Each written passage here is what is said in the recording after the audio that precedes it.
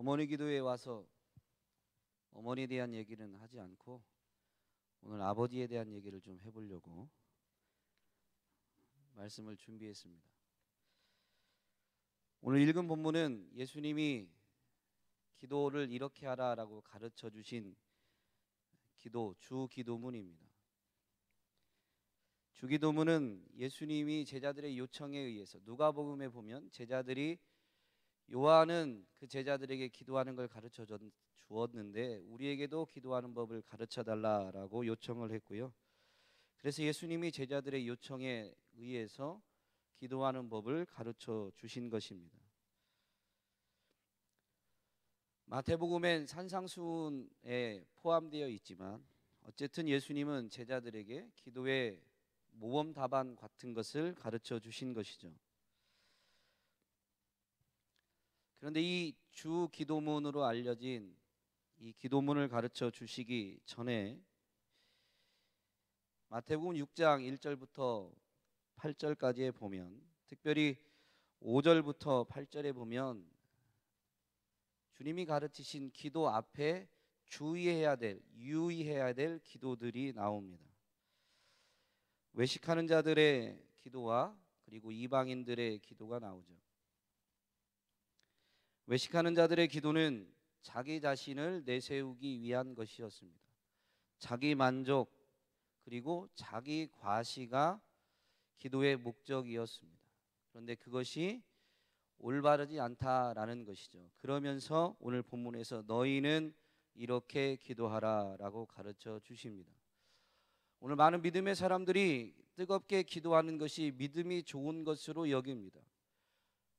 맞는 말일 수도 있고 틀린 말일 수도 있습니다. 왜냐하면 기도 열심히 하는 것이 자기 만족을 위한 것이라면 주님이 경계하고 있는 기도를 하고 있는 것이거든요. 또한 한밭제일교회, 저 어머니 기도에서도 몇 번 말씀드렸던 것 같은데, 한밭제일교회 같이 기도를 강조하는 교회에서는 새벽 예배를 안 빠지고 철야 기도를 안 빠지고 또 교회에서 사순절이나 아니면 어떤 특별 저녁 기도회로 모일 때에 그런 기도를 한 번도 안 빠지면 사람들이 믿음이 좋은 것처럼 이렇게 우러러 볼 수 있습니다. 그런데 그런 것에 빠져버리면 주님이 가장 경계하는 기도를 하는 것이 돼버리는 거죠. 또한 이방인들의 기도는 말을 많이 하면 하나님이 들으실 줄로 알고 말을 많이 하는 그것을 중언부언한다라고 표현하고 있습니다. 오늘 우리의 기도가 그렇진 않은지 한번 살펴보아야 될 줄로 믿습니다.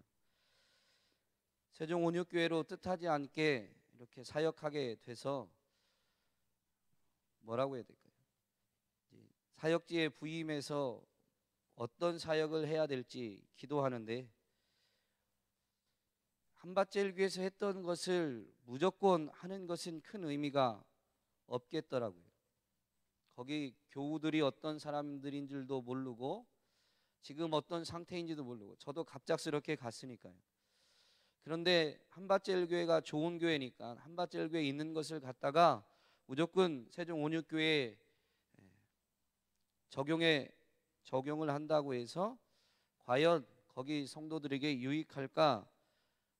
제가 확신 있게 그렇다라고 답을 얻지 못해서 고민하기 시작했습니다. 그러면서 목회에 대해서 뭐든지 이거를 왜 해야 되는가라는 것에 질문을 하게 됐고, 그 질문에 대한 답이 얻어질 때에만 하나하나씩 어떤 일들을 하기 시작했습니다. 여기 이렇게 둘러보니까 제가 교회학교 사역할 때 사역을 같이 했던 분들도 계신데요. 제가 일 저지르는 걸 되게 좋아하거든요. 뭐든지 되든 안 되든 해봐야 된다고 생각을 하고 해보고 싶은데 단독 목회니까 책임감을 갖고 해야 되니까 의미를 찾지 못하면 섣불리 못 하겠는 거예요. 그래서 금요 철야 예배가 있습니다. 저희 교회에도. 그래서 금요 철야 기도 때 왜 철야 기도를 해야 되지? 왜 성도들을 굳이 철야 기도에 나오라고 해야 되지? 라고 생각하면서 기도에 대해서 생각을 하게 됐고, 오늘날 교회 안의 기도가 어쩌면 이방인들처럼 나 믿음 좋아라는 과시는 아니지만 나의 만족, 나의 유익을 위해서 기도하고 있을 수 있다라는 생각을 갖게 됐습니다. 그래서 기도에 대한 부분들을 다시 살펴보게 됐고 주기도문을 강해하게 됐습니다. 그 강해했던 부분 중에 제 안에 가장 큰 도전으로 은혜로 다가왔던 부분이 오늘 함께 은혜 나누려고 하는 부분입니다. 주님이 가르치신 기도는 여러분 어떻게 시작하죠? 너희는 이렇게 기도하라 라고 하면서 하늘에 계신 우리 아버지여 라고 되어 있지만 헬라어로는 파테르라고 시작합니다. 아버지라고 시작합니다. 언어 구조가 그렇습니다. 아버지, 그리고 영어처럼 뒤에 이제 하늘에 계신 이 수식어가 뒤따라오게 되어 있죠. 그래서 주기도문의 첫 마디는 아버지입니다. 이방인들은 누구에게 구하는지는 나와 있지 않습니다. 예수님들이 이방인들 또 그 앞에 외식하는 자들이 기도할 때 누구를 위해서 누구를 향해서 정확히 누구를 바라보면서 기도하는지 나와 있지 않습니다. 그런데 주님이 가르치시는 기도에는 아버지라는 것이 명확하게 나와 있죠. 우리가 기도하는 대상은 아버지인 줄로 믿습니다. 아버지인 줄로 믿습니다. 사실 주기도문을 살펴보면 내 만족, 내 유익을 위해서 기도하는 것이 잘못됐다라는 것을 이 앞에서 이미 예수님이 말씀해 주셨으니까 기도를 그러면 내 만족, 내 유익을 위해서 무언가를 얻기 위해서가 아니라면, 나를 드러내고 과시하기 위해서가 아니라면 기도는 누구를 위해서 하는 것인가 라는 것이죠. 그것에 대한 답변이 바로 이 주기도문의 처음에 나오는 거예요. 아버지. 우리는 기도를 우리를 위해서 한다고 생각하지만 사실 기도는 하나님을 위해서 하는 것인 줄로 믿습니다.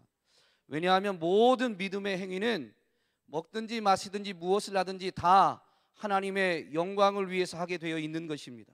그러니까 믿음의 사람들이 하는 그 모든 행위, 기도조차도 사실은 나의 만족, 나의 유익을 위해서 하는 것이 아니라 하늘에 계신 그 아버지의 영광을 위해서 기도해야 되는 줄로 믿습니다. 어머니 기도에 많이 나오셨는데요, 여러분 나오실 때 하나님의 영광을 위해서 기도한다고 생각하고 나오셨습니까? 아니면 나를 위해서, 나의 자녀를 위해서 기도한다고 생각하고 나오셨습니까? 생각해 보셔야 됩니다.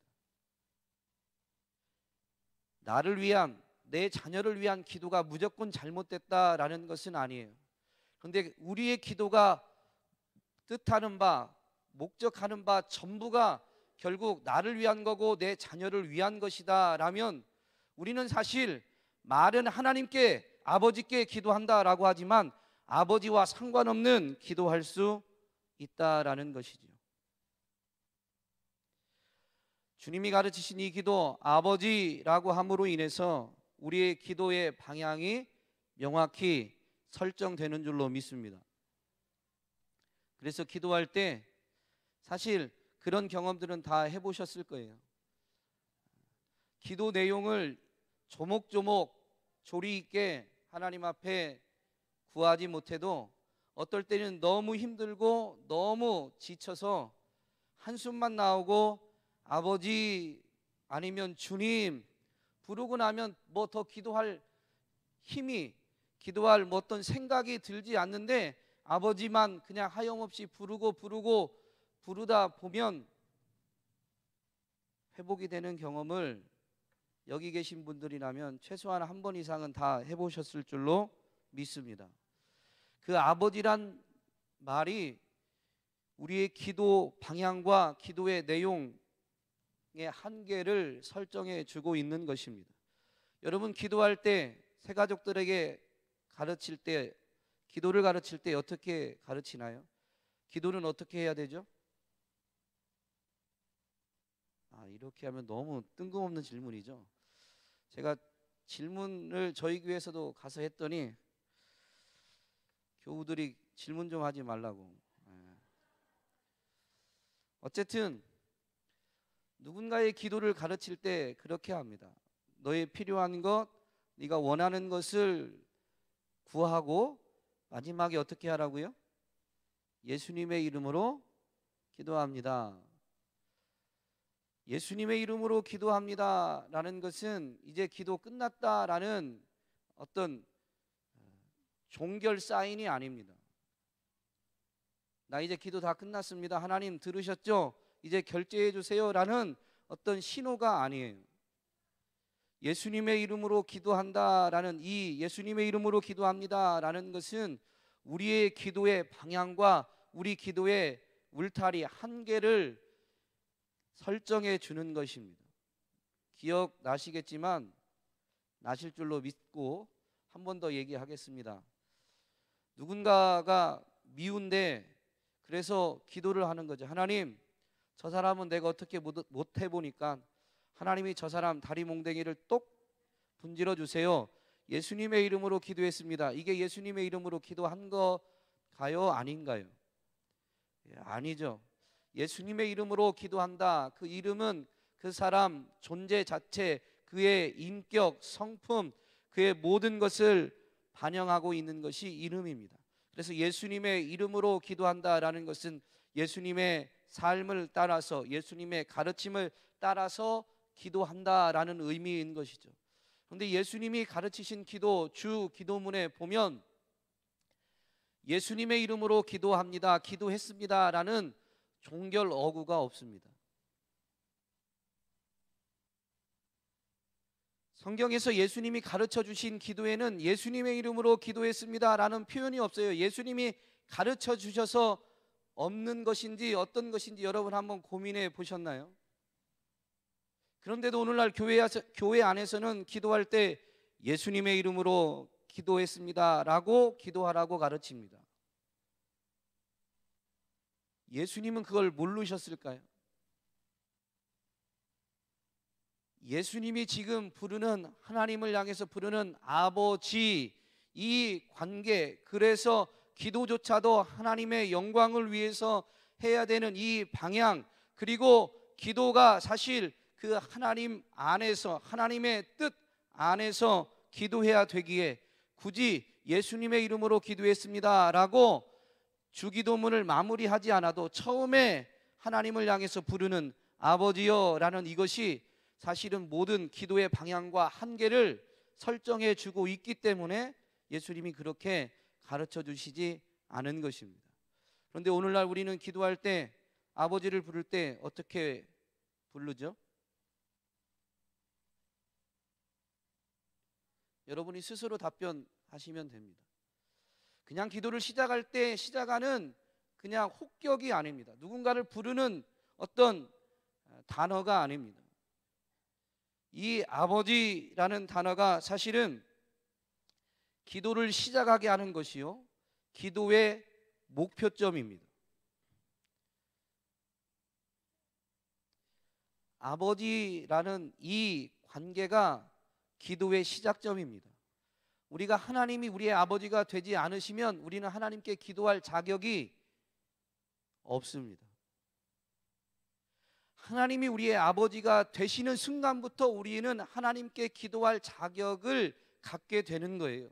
그래서 하나님을 향해서 아버지라고 부르는 이것은 기도할 수 있는 것이 특권이고 은혜임을 포함하는 그런 단어, 그런 표현입니다. 그래서 여러분 기도할 때 아버지라고 부를 때요, 사실 감격이 돼야 돼요. 아멘이 잘 안 나오시죠? 그 얘기는 아버지 부를 때 감격이 잘 안 된다는 것입니다. 하나님이 자기 자신을 아버지로 처음 계시한 곳이 어디일까요? 성경에서. 한밭제일교회는 장자권을 하는 교회인데 그거 알고 계셔야 되는데요.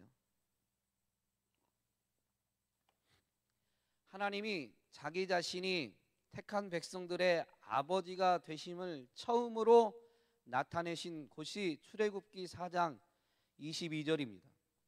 모세를 보내서 바로에게 내 백성을 이제 내보내라 라고 할 때 이스라엘은 내 아들 내 장자라 라고 하시죠. 하나님이 내가 아버지다 라는 말씀은 안 하셨지만 그 이스라엘 민족이 내 아들이다 라는 것은 나는 그들의 아버지다 라는 말과 같은 것이죠. 여기에서 처음 나옵니다. 그런데 지금 모세를 통해서 출애굽을 하려고 하는 상황은 어떤 상황이냐면 야곱 그리고 요셉으로 인해서 이 이스라엘의 12아들들이 애굽에 거주하게 되었는데 하나님이 아브라함에게 주신 약속처럼 그들이 번성해서요 민족을 이루게 됩니다. 심지어 애굽의 바로가 볼 때에는 자기 자국민보다 저 이스라엘 족속이 더 번성할 것 같은 위기감을 느꼈어요. 그래서 그 이스라엘이 번성하는 것을 제재하려고 합니다. 그래서 힘든 일을 시키는데 아무리 힘든 일을 시켜도 그들의 자손이 번성하는 건 막을 수가 없었어요. 그래서 자녀를 낳으면 이제 죽이는 정책을 쓰게 되는 거죠. 모세라는 그 이름의 의미가 물에서 건져낸 자라는 것이 바로 당시 시대 이스라엘 민족의 상황을 반영하고 있는 거예요. 남자아이를 낳으면 나일강에 던져 버려야 됩니다.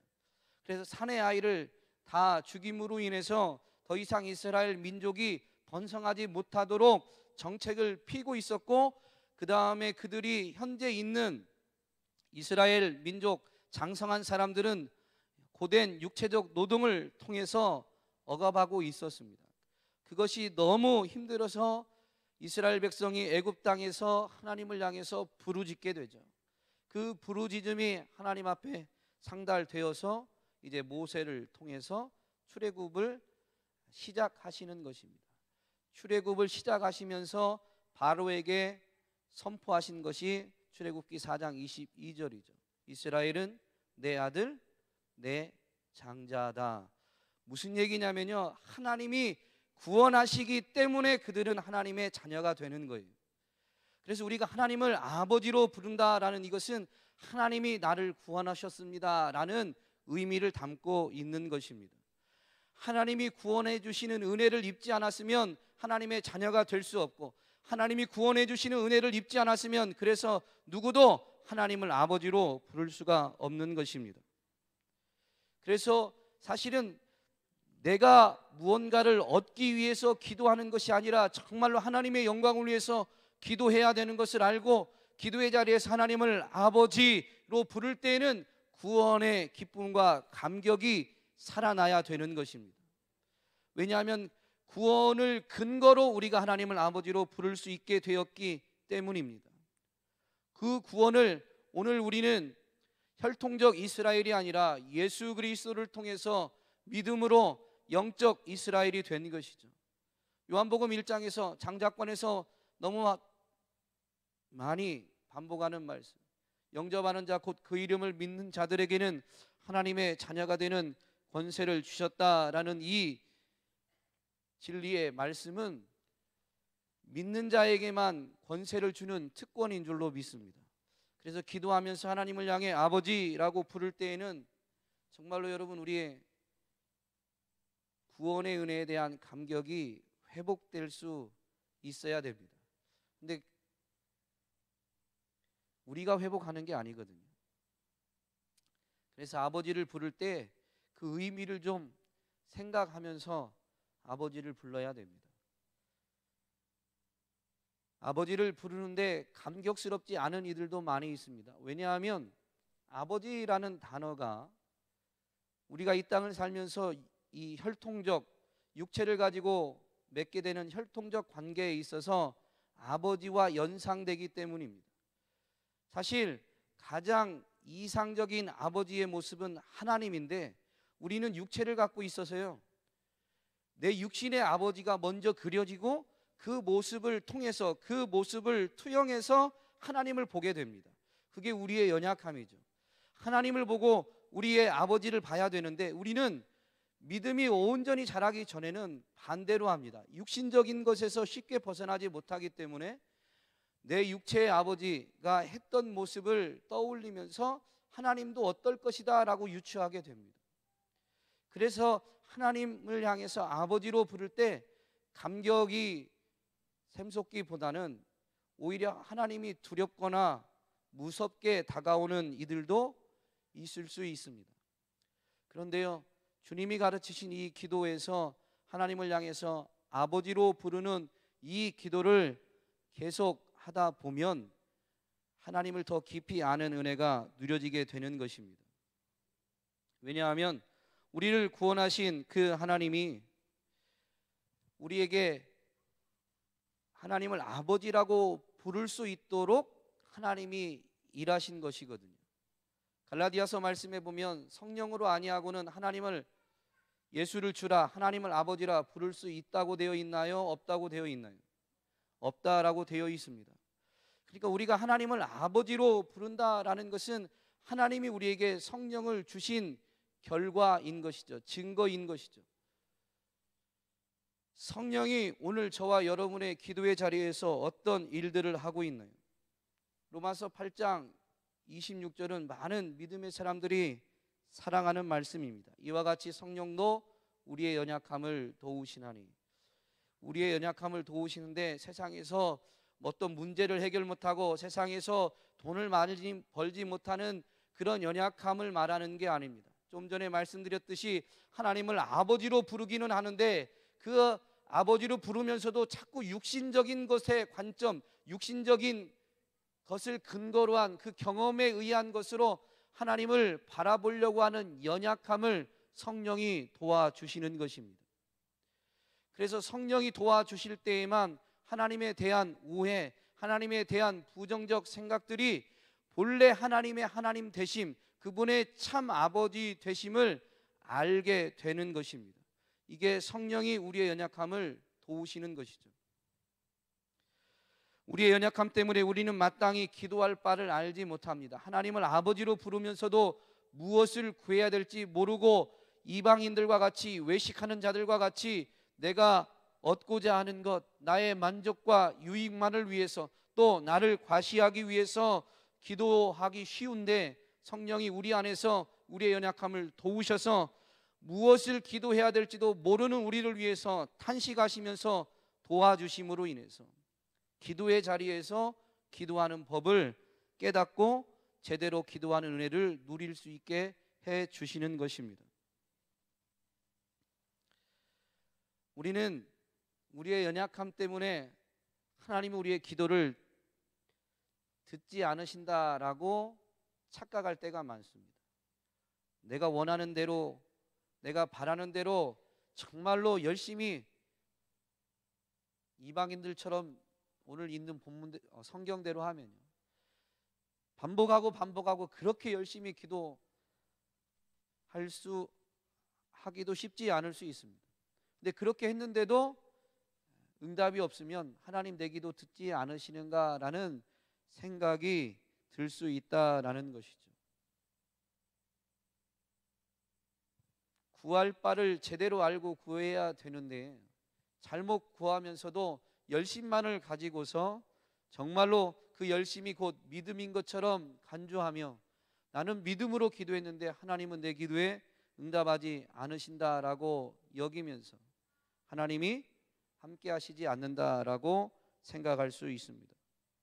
또한 기도해야 된다는 것은 아는데 우리의 생활의 현장에서 우리의 삶이 하나님 보시기에 합당한, 하나님이 보시기에 인정하실 만한 거룩한 삶을 살지 못할 때가 있습니다. 그것이 우리 스스로 하나님 앞에 나아가는 것을 제한하는 경우도 있죠. 나는 하나님 앞에 어떤 것까지는 기도하기는 합당하지 않은 것 아닌가라고 생각하면서 말이죠. 그런데 우리 안에서 성령이 그 연약함, 그분이 정말로 우리의 아버지시라면요, 사실 조금 전에 엄청난 잘못을 했어도 지금 얼토당토 않은 것을 구할 수 있는 것이 자녀된 특권입니다. 저희 집 막내가 그렇습니다. 조금 뭐라고 하면, 교육을 하려고 뭐라고 하면 아빠 미워, 아빠 싫어, 아빠 가, 그래 놓고 슈퍼 갈 일이 생기면 바로 와가지고 손을 딱 잡고 난 아빠가 제일 좋아. 사실 그게 자녀와 아빠의 관계죠. 그런데 우리는 좀 전에 했던 그거 어떤 우리의 행동에 대한 기억들, 그것 때문에 우리가 하나님 앞에 나아가는 것을 우리 스스로 주저하는 경우가 많이 있다라는 것이죠. 그런데 그런 우리로 하여금 하나님 앞에 담대히 나아갈 수 있도록 도우시는 분이 바로 성령님입니다. 우리의 노력으로 하나님 앞에 가는 게 아니잖아요. 우리의 행위의 완벽함으로 하나님 앞에 서는 게 아니잖아요. 여전히 우리는 부족할 수 있고 모자랄 수 있는데, 우리는 그런데도 불구하고 나는 하나님 앞에 서기 합당하지 않다라고 스스로 제안하면서 기도의 자리를 찾지 않으려고 합니다. 근데 성령이 말할 수 없는 탄식으로 우리를 도우셔서 기도의 자리로 이끌어 가시는 것입니다. 여러분, 우리의 믿음은 정말로 참 믿음, 살아있는 믿음이라면 우리의 믿음은 자라게 되어 있습니다. 자라게 되어 있습니다. 근데 이 믿음은 어디까지 자라야 돼요? 그리스도의 장성한 분량에 이르도록 자라야 됩니다. 그리스도와 같은 형상을 닮을 때까지 자라가야 돼요. 그런데 예수님이 보이지 않는 하나님을 보여주신 분이에요. 예수 그리스도의 형상은 곧 하나님의 형상이죠. 그래서 예수님은 이 땅에 오셨을 때 제자들에게 가르치실 때 뭐라고 그랬어요? 나를 본 자는 곧 아버지를 보았거늘 너희는 왜 하나님을, 아버지를 보여달라고 하느냐라고 오히려 말씀하셨죠. 예수님은 보이지 않는 하나님의 형상입니다. 그래서 우리의 믿음이 자라는 것은 예수 그리스도의 형상을 담는 것이요, 그것이 곧 하나님을 담는 것입니다. 여러분, 아버지라고 부름으로 인해서 우리의 기도가 시작되었다면, 기도는 곧 믿음의 행위인데 그 믿음의 궁극적 목표점이 그리스도의 형상을, 그리스도의 장성한 분량에 이르는 것이라면, 바로 아버지라는 이 부르짖음에는 우리가 궁극적으로 이를 목표점을 포함하고 있는 것입니다. 이런 원리가 이 땅 가운데 분명히 있습니다.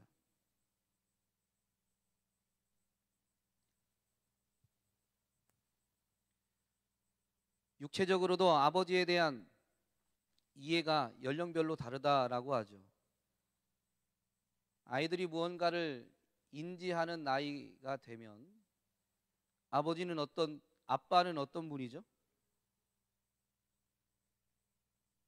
엄마라 다 잘 모르시는군요. 제가 말씀드리겠습니다. 무언가 인지할 즈음 되면 엄마든 어쨌든 아빠든 아버지는 모든 것을 할 수 있는 전지전능한 사람입니다. 그러다가 조금 성장해서 이제 유치원쯤 다니면 모든 것은 아니지만 우리 아빠는 아는 게 참 많아 라고 생각합니다. 그리고 이제 학교에 다니기 시작하면 아빠가 더 뛰어날까, 선생님이 더 뛰어날까라고 이제 이렇게 비교하기 시작합니다. 사춘기 때가 되면 이제 아빠는 모르는 게 많다라고 생각합니다. 사춘기 때가 좀 더 지나서 청소년 후반이나 청년 때쯤 되면 아빠는 나와 세대 차이가 난다, 아빠는 내 마음을 모른다라고 생각합니다. 대학을 졸업할 나이쯤 되면 아빠가 그런 것은 이해는 되지만 아빠는 기성세대일 뿐입니다 라고 나와 다르다라고 여깁니다. 그리고 사회생활을 경험해 보면서 아빠의 의견도 아버지의 의견도 일리가 있습니다 라고 이제 또 생각이 좀씩 바뀝니다. 40대 때는 이거 결정하기 전에 아버지한테 한번 물어봐야 되는 게 아닌가라고 아버지를 존중하기 시작합니다. 50대에는 아버지는 훌륭한 분이셨구나라는 것을 전적으로 인정하게 되고요. 60대에는 물론 오늘날은 해당되지 않을 것 같아요. 이 표현을 썼을 때, 이 글을 썼을 때는 오늘날은 아닌 것 같아요. 60대에는 아버지가 살아계셨다면 아버지가 말씀하시는 대로 했을 텐데 라고 생각합니다. 어쩌면 우리의 믿음이 이럴 수 있습니다. 사실 기도의 자리에서 아버지를 부를 때 아버지에 대한 이해도가 우리가 육체적으로 육체의 아버지를 이해하는 것처럼 이렇게 자라갈 것 같아요. 제 경험상은 그런 것 같습니다. 처음에 예수 그리스도를 통해서 하나님을 아버지로 부를 때에는 성경에 있는 그대로 하나님은 전지전능한 분이다라는 것을 믿어 의심치 않았습니다. 사실은 그 의미가 어떤 것인지 다 모르면서도 하나님은 전지전능하신 분이다라는 고백을 서슴지 않고 했습니다. 근데 내 지식이 조금씩 자라가고 내가 조금씩 성장하면서 하나님에 대한 이해나 신뢰도가 오히려 떨어지게 되죠. 사춘기 때와 같은 신앙의 여정을 걸어갈 때쯤에는 하나님은 나를 이해하지 못한다. 하나님은 나를 잘 모르신다. 하나님은 나와 함께 하시지 않는다라는 등 질풍노도의 시기를 겪을 수 있습니다. 여러분, 그런데 지금 부모님 세대가 되셨잖아요. 분명히 아실 겁니다. 자녀는 질풍노도의 시기를 지나도 부모는 자녀를 떠난 적이 없습니다. 모든 시선, 관심, 사랑을 자녀에게서 거둔 적이 없습니다. 다만 자녀가 그것을 제대로 알지 못하는 것이죠. 자녀들이 아무리 반항을 해도 결코 바뀌지 않는 것이 하나 있습니다. 저를 향해서 저희 아이들이 아빠 또는 아버지라고 부르는 것은 아빠가 아무리 이해를 못해도 아빠라는 사실은 변하지 않는다는 것이죠. 여러분, 이것이 저와 여러분이 하나님 앞에 합당하지 못해서 나는 기도할 자격이 없고 나는 이런 것을 기도할 수 없어라고 생각이 들 때조차도 하나님을 향해서 아버지라고 부를 수 있는데 이것이 특권이고 그 아버지를 아버지로 부르는 그 부르짖음이 다시 우리를 기도의 자리로 이끌어가는 것입니다. 그리고 그렇게 성령이 우리의 연약함을 도우셔서 우리의 연약했던 흔들렸던 믿음임에도 불구하고 우리의 연약함을 도우셔서 우리를 인도하셔서 아버지께로 이끌어 주시면 아버지가 이해는 되지만 나와는 좀 다르다, 내 생각과는 아버지의 뜻이 좀 다르다라고 드디어 아버지를 인정하기 시작하게 되고 아버지의 의견도 아버지의 뜻도 괜찮은 의견이다라고 동조하면서 아버지를 알아가면 알아갈수록 이제 아버지의 뜻이야말로 가장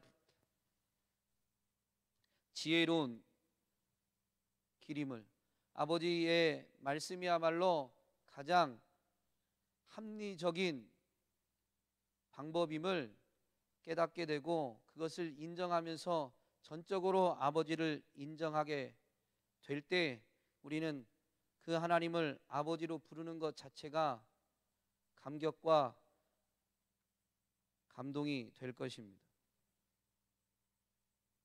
여러분이 이왕이면 이런 하나님을 아버지로 부르는 것에 있어서의 감격과 감동을 누리셨으면 좋겠습니다.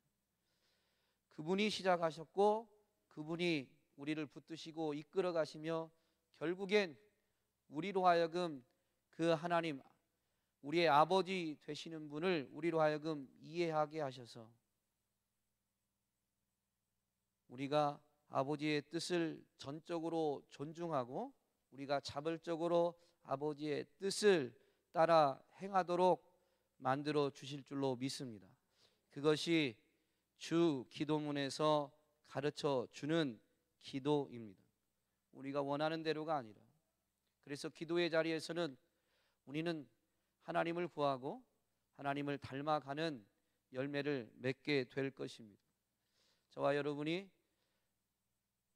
어디서든 기도의 자리에 설 때 하나님을 아버지로 분명히 부르실 텐데 이 의미, 그리고 그 의미에 담긴 그 풍성한 은혜, 그것을 우리에게 주신 그 특권 분명히 기억하면서 더욱 기도를 사모하시고 기도를 즐겨 하시는 저와 여러분이 되었으면 좋겠습니다. 찬양하고 기도하고 마치도록 하겠습니다. 방송팀에는 안 줬는데 그럼에도 불구하고 라는 찬양입니다.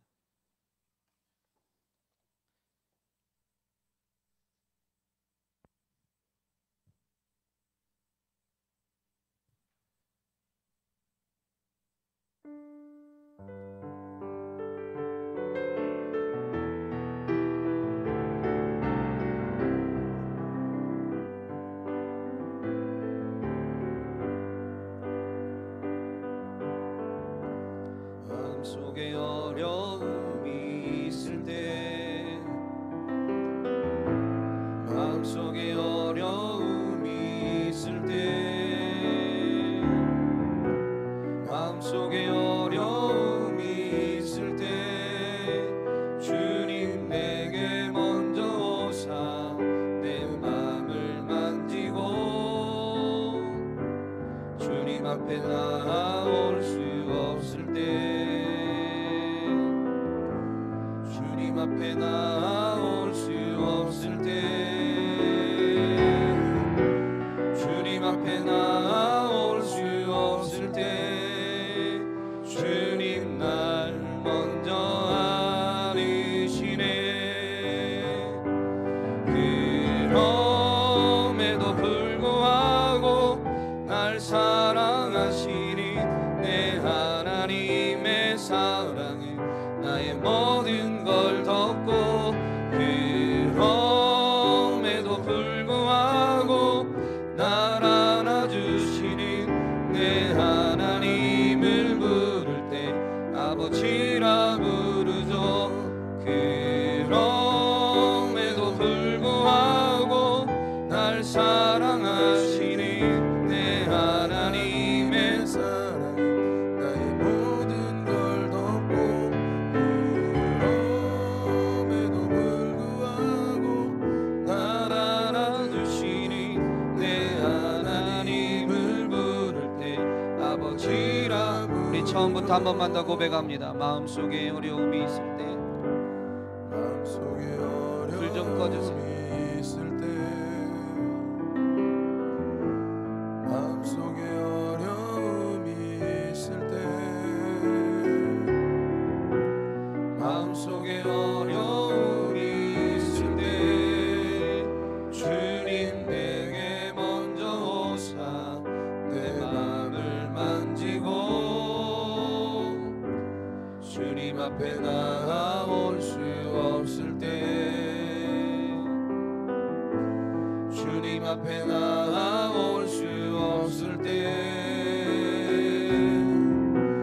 주님 앞에 나올 수 없을 때 주님 날 먼저 아르시네. 그럼에도 불구하고 날 사랑하시니 내 하나님의 사랑은 나의 모든 걸 덮고, 그럼에도 불구하고 날 안아주시니 내 하나님을 부를 때 아버지라 부르죠. 그럼에도 불구하고 날 하시는 내 하나님의 사랑은 나의 모든 걸 덮고, 그럼에도 불구하고 날 알아주시니 내 하나님을 부를 때 아버지라 부르죠. 그럼에도 불구하고 날 사랑하시니 내 하나님의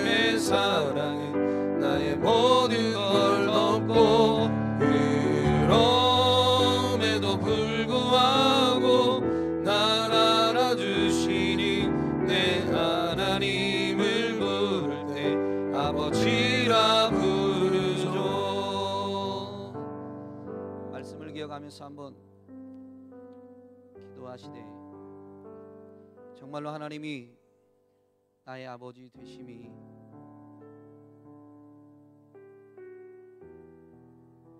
우리에게 감격이 되고, 또한 그 하나님이 나의 아버지 되심이 우리가 기도해야 될 내용을, 그리고 기도를 통해서 결국 우리가 닮아야 될 분이심을 분명히 기억하면서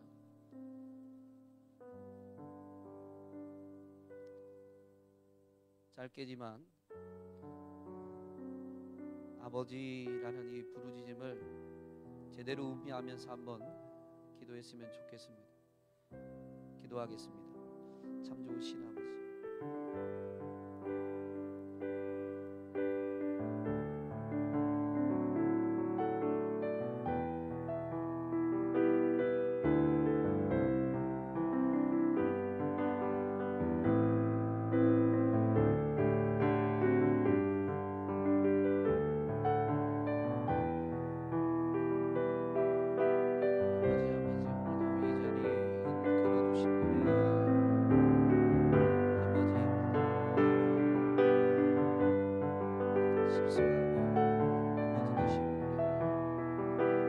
여전히 사랑하시고 여전히 그 사랑을 우리를 감싸 안아주셔서 우리를 여기에 계십니다. 그런데도 불구하고 아버지를 바라보고 아버지를 기억하기보다 어쩜 그렇게 내가 원하고 바라는 것에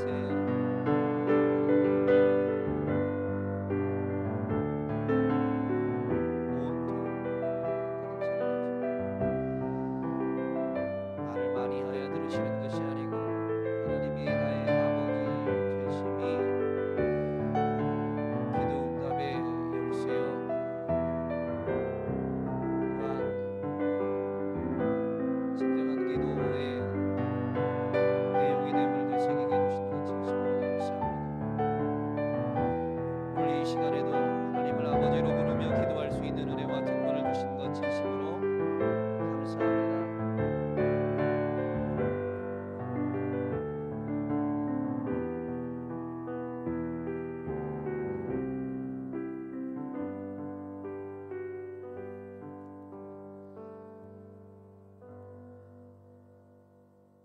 참 좋으신 아버지 하나님, 진심으로 감사합니다. 오늘도 여기 기도의 자리에 올 수 있었던 것이 아버지의 사랑이요 아버지의 은혜였음을 되새기게 해주신 것 진심으로 감사합니다. 아버지 앞에 기도하러 나오면서도 나의 기도를 들으시는 아버지를 바라보기보다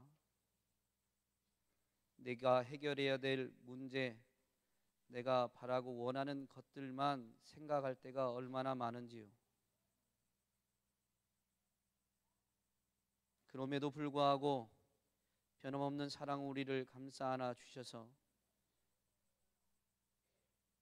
아버지를 향하여 기도하는 특권을 누리게 해주시고 우리의 연약함을 도와주셔서 아버지의 선하심과 인자하심을 점점 깨달아 알게 해주시니 진심으로 감사합니다. 아버지를 더 깊이 알 수 있는 은혜를 기도의 자리에서 누릴 수 있도록 주의 영을 우리에게 충만하게 부어 주옵시되